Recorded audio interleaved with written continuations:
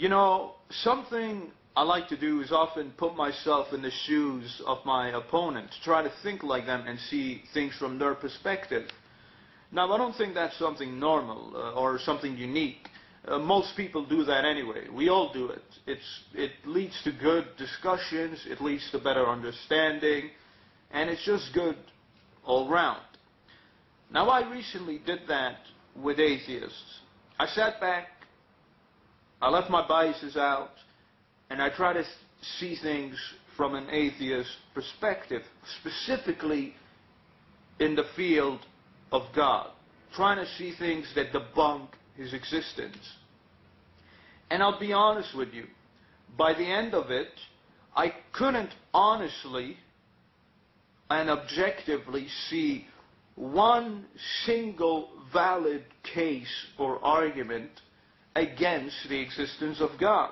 In other words, I don't think atheists have one argument that can disprove God. I don't think you can. That's why I'm making an open challenge to any atheist and to all atheists to come up with one argument that can disprove God. Just one that can disprove His existence. You're an atheist, I'm a theist. The main issue is the existence of God. And you have to come up with one conclusive argument that debunks God, that says He's not there, He's not here.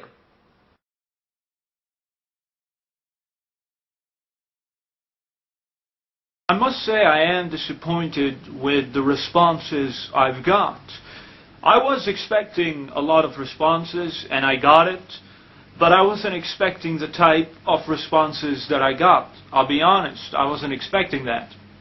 You see, 90% or even 95% of the responses that I got didn't even address what I asked for. Instead of bringing one conclusive argument to disprove God, most of you atheists simply evaded the question and complained and said, we don't have to disprove God. You know, the burden of proof is on you, on me, to disprove God. You know, you guys, you don't have to disprove anything. And secondly, the atheists then also asked for me to conclusively prove the existence of God, which I'm going to do, by the way, in a future video. You see, you atheists created a straw man. I'm not saying that you guys have to disprove it and I don't have to prove it. I'm not saying that if you can disprove it, then it means I'm right. You see, you guys created so many straw mans after straw mans. All I'm asking for is one, just one conclusive argument that disproves God.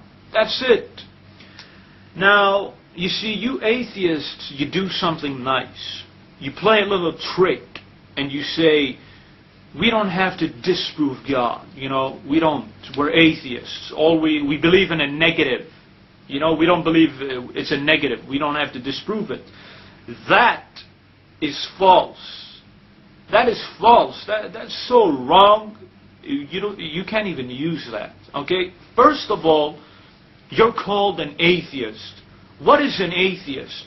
An atheist is a person who doesn't believe in God. You call it lack of belief. It's the same thing as belief. I don't believe there is a God. It's the same thing as saying I don't believe in a God. It's a statement of belief. So whether you want to call it a lack of belief, a belief, it's all the same thing. And all you're doing is playing semantics to try to get away from the main argument. So yes, you do have a main belief. Your main belief is God doesn't exist. That's what you go by. You're making a statement.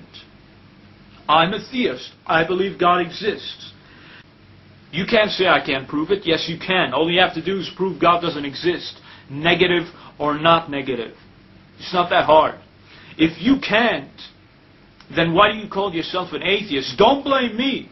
I mean, you guys are getting annoyed with the argument. Blame yourself. Don't call yourself an atheist then. I mean, seriously, how ignorant is that? You're calling yourself an atheist, and then I ask you for an argument, and you say you don't have to bring one? Does that make any sense? Furthermore, let's stop playing games, okay? So let me get this straight. You atheists come up to theists like myself and many others saying there is no God, stop believing in God, and then when I turn around and say, okay, can you bring me the evidence that there is no God, as you're saying, as you're an atheist? Can you bring it? And then you guys say, no, I don't have to?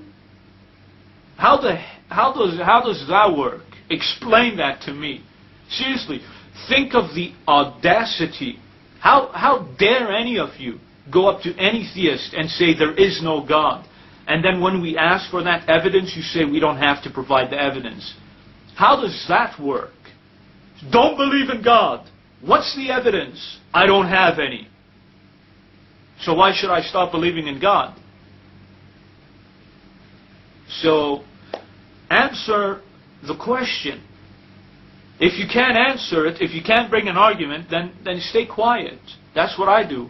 When I don't know an argument, I stay quiet. But you see, you guys, you just want to argue. You can't bring any evidence for your side, and all you do is evade the subject and create straw mans. I'm going to make a video soon, just so I get rid of the straw man. I'm repeating myself as well. I will make a video that proves God. Okay? I'm not trying to run away from it. But now you guys do your part and prove your position. Prove why anybody should be an atheist. Prove why I shouldn't believe in God, like many of you atheists asked me to.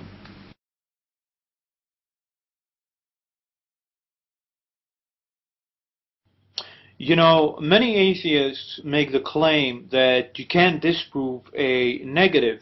For instance, when I made a video over a year ago asking atheists to disprove God, and then I made another video saying that atheists have to disprove God, many atheists said, well, that's a fallacy because you can't disprove a negative. And that's what they basically said. Well, I'm making this video to say that no, that what you're saying is a fallacy, that you can't disprove a negative. That is false, and I'm afraid you guys just made that up. And I'm going to prove it right now, because I'm going to disprove negatives right in this video. Let's say somebody came up to you and said, prove to me that your blood is not made up of ketchup. You're telling me you're not going to be able to disprove that? If somebody came up to you and said, there's no proof whatsoever that your blood is not made out of ketchup, you telling me you won't be able to disprove that? Or let's say some random person comes up to you and says, and they bring a child with them, and this random person says, this child is yours. He's your son. He's your son. And there's no proof that he's not your son, or disprove that this child is your son. You telling me you won't be able to disprove that? All you need to do is go take a DNA test, and by the end of the week, you'll know that that's not your son. And I could go on and on and on and on. But the point has been made. You can prove negatives very, very easily. In fact, we've been disproving stuff. We've been disproving things for a long time. I mean, we disproved that the earth is at the center of the universe. We disproved that the earth is flat. And on and on and on and on and on it goes. I mean, disproving negatives is something we've been doing for a long time. So I'm afraid the claim that you can't disprove a negative is simply false. It's simply false. You can. You can disprove a negative, and I just did it. So that's about it. Thank you very much.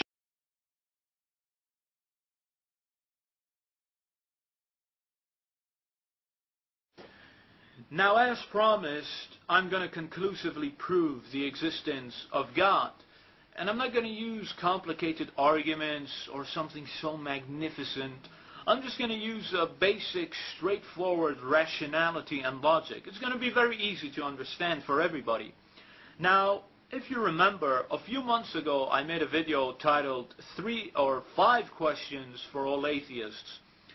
And the first 3 questions I asked were as follows. Question number 1, did you create what we see? Did you create the universe and all of this? Did you create creation? Are you the creator? Question number 2, if you didn't create it, did creation create itself? And question number 3, if it's none of those 2, then who did it? Those are the 3 questions. Now, it seems some atheists didn't follow the simplicity of these questions, and it seems some atheists didn't follow the chain of questions. For instance, atheists say, well, about question number 3, who says there has to be a who?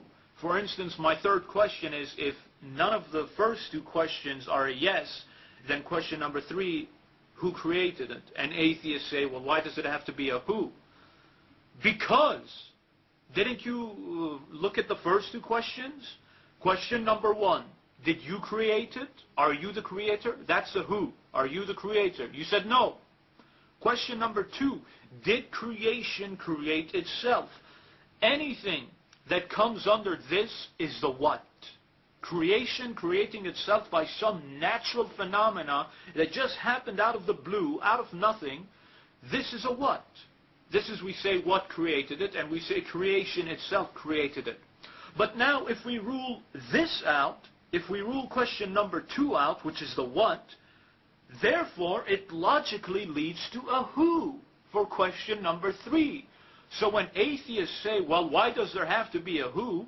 I ask, aren't you paying attention to the first 2 questions? Because it necessitates a who by the answers of the first 2. It's very simple logic. So now, the 3 questions. Question number 1, did you create it? You guys said no. Question number 2, did creation create itself? This is the what. Most of you said no, and the rest of you said, I don't know. Basically, it's a no. Because I haven't seen anybody saying creation created itself, because we know that's nonsense. But I'm still putting it forward in case someone wants to try to use that argument. Maybe it happened, who knows. But the bulk of you said no, and I don't know. So therefore, rationally and logically, there's only one more option. We've ruled the main 2 sources out. It's either you, or it's either the what? Creation itself. But we've ruled both of those out. They're both gone now. They're out. We know they're not the cause. Therefore, by rationality and logic, there's only one more cause. One more person who can be looked to as the creator. And that, my friends, is God, by the simple sequence of these questions. Now, if you want to grasp at straws, you don't even have to call it God. You don't have to call this person God. But we do know a lot of things about this creator. We know that this creator exists outside time and space. Therefore, we know he's not limited by these things. We also know that he's extremely powerful, because you look at the universe, obviously someone powerful must have created it. And we also know he's intelligent. The creator is intelligent, because you look at the universe, it's not an unintelligent design. There's a design. Everything's working by the sequence of these 3 questions. We're putting all the candidates. You see, I'm not wasting time. I'm looking at all the suspects, all the possible suspects. I've put them all in the basket, ladies and gentlemen. It's either one of you, it's either creation itself, or it's God. Now, if we rule the first 2 out, then there must be a third, which is God. If atheists want to refute this argument, then they have to answer the first 2 questions. They have to say, either one of them created it, or number 2, the universe, or not the universe, the creation itself created itself. But both of you, you've ruled those 2 out. You can go look at the answers. You've ruled those 2 things out. Therefore, there's a third one, and that's God. Unless you want to say there's a fourth option, and that's aliens. It's either one of these 4. But the aliens, I repeat, I haven't seen any aliens coming saying we created the universe. So that's pretty much it. It's very basic sequence of questions. If you follow the rationality and the chain of these questions, you will see it comes to that logical conclusion. Unless one of you created it, and unless creation created itself. But nobody has said that. So that's pretty much it. And that's it. God exists. He's option number 3, and He's a creator.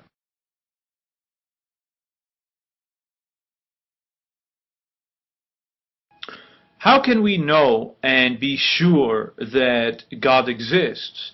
And I'm not talking about simply believing or having faith that He does. I'm talking about how can we be positively sure that He does? How can we know? We know He exists, not just we believe He does.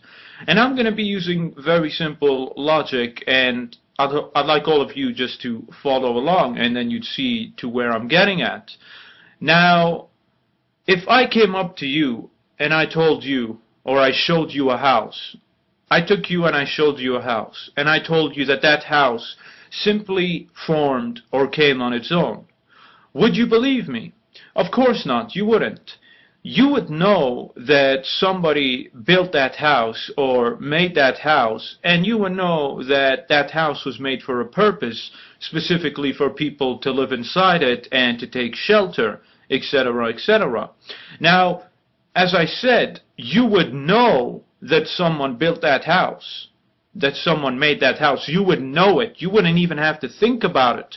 You wouldn't simply have faith or believe that somebody made that house for somebody to live in it. No, you would automatically know this. Nobody would have to tell you that.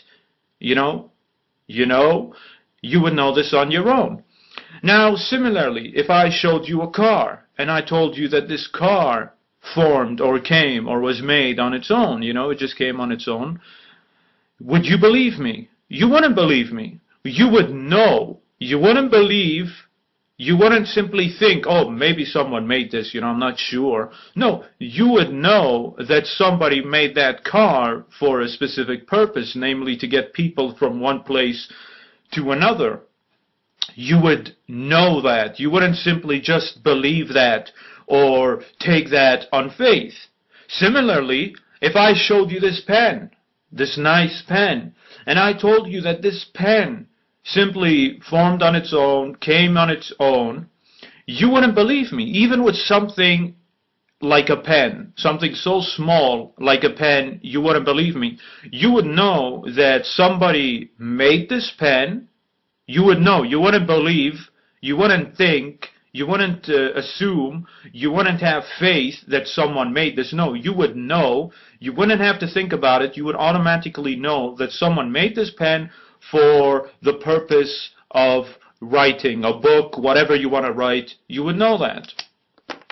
So you get my logic. You get where I'm going at. Now, why is it that when we go to the universe, or when we go to life itself, human life, etc., why is it that all of a sudden we switch course? We go on a different road. We go on a totally different, separate way. Why is it now? Why now is it okay to simply believe that, hey, maybe the universe, life itself, formed on its own, yeah, and maybe indeed there is no purpose. Something like the universe, which is far more greater, far more complex, far more intricate than a pen, a house, and a car, has no purpose and simply came on its own, formed on its own, whatever, and the same with life. Why is it now okay to think like that, when we would never think like that with something like a pen?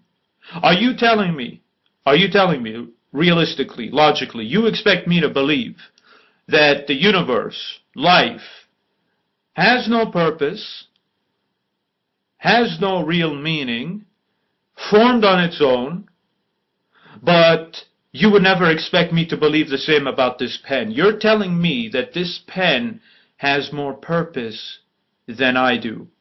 You're telling me that this pen actually, it would be illogical, completely irrational to believe that this pen came on its own, formed on its own, whatever.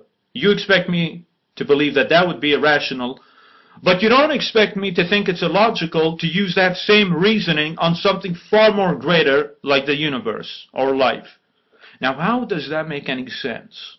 Now, if we follow the same logic and rational explanation as I've been giving in this whole video, then we would use the same logical reasoning for the pen as we would use for the universe. We would look at the universe, we would look at life, and we would look at it and we would say, yes. Just like the pen, someone made the pen for a purpose, we would look at the universe and life itself at the same way. We would know that somebody made that for a purpose. We wouldn't simply believe it. I don't simply believe or have faith that God exists. No, I know. I am certain about it. It's not a question of faith. It's not a question of faith. And if you have a problem with that, if you say that that's silly, if you think that that's silly, then you have to go back to the first point.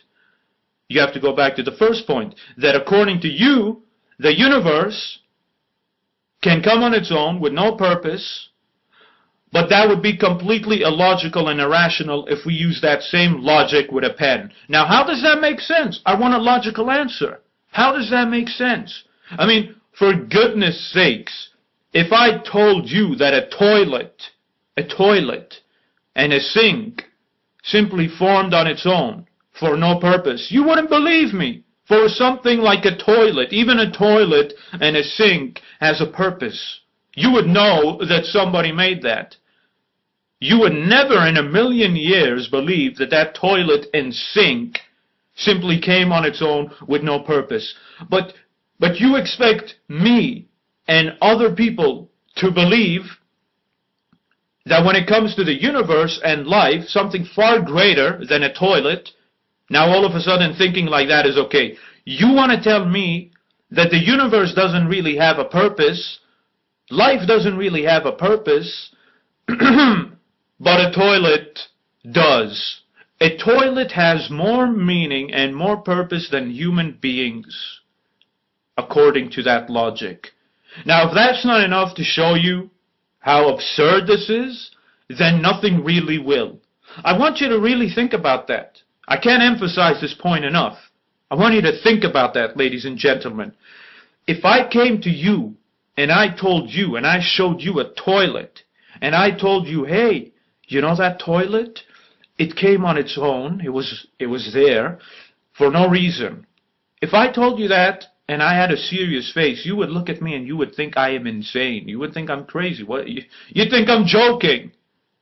Because, of course, it's absurd to believe that a toilet would just come on its own. We would know that somebody made it. Now, why is it, if someone says the exact same thing about the universe and life, why is it now okay? Notice, you wouldn't accept it for a toilet, but you're willing to accept that for you, a human being, life? You're willing to accept that for the universe, something so complex, something so great? You're willing to accept that type of reasoning for the universe and life, but you would never use that reasoning for a toilet and a pen. So therefore, by that reasoning, a toilet and a pen has more purpose than you and the universe. Does that make any sense? Does that make any sense? And that's what you're saying. That's what's being said here. Let's not sugarcoat it. That's what's being said. So use the same logic. Use the same rationale. Just like when we look at a house, we know that someone made it. We don't need to think about it. We know. Use the same logic and rationale to the universe and yourself. By simply looking at yourself and the universe, you know someone made it. You don't have to think about it. If you were living alone and you looked around you, you wouldn't have to think about where this came from or how did this happen. Or you wouldn't even think about that this just was like that for no reason. No, you would know. You know. that somebody made that, you would know. Just like you know that someone made this pen. Now apply that logic, reasoning, to something far more greater and intricate. I think I've made my point quite clear. I think I've made my point quite very clear. So the next time someone tells you that maybe there's no purpose to life, we don't know, and that this just happened without someone there, then just tell them, do you really expect me to believe? Do you really expect me to believe that? Because if you're saying that, then that means a toilet has more purpose than myself. Because even somebody made a toilet with a purpose, and you're telling me that no one made me for no purpose. I mean, come on. Come on! Seriously, come on. Come on. I mean, come on. If someone told you that this pen just appeared for no reason on its own, you wouldn't believe that. So why do you suddenly believe something so different to something far more greater? You know, I can't really explain that. But anyway, that's about it. Thank you very much.